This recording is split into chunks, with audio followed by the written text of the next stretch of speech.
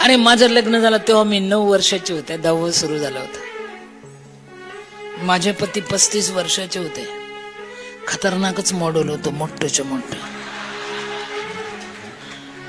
मी जगले, तुम्ही जगा.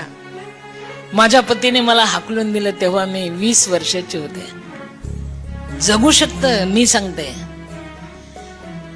गाईच्या गोठ्यात बाळाला जन्म दिला होता, दगडाने नाळ तोडलं होतं. सिनेमात 4च दगड मारले, रिअल मी 16 दगड मारले. 16व्या दगडाने नाळ तोडलं, बाळ जवळ घेतला, हाकलून दिले रे दगड मारून मारून.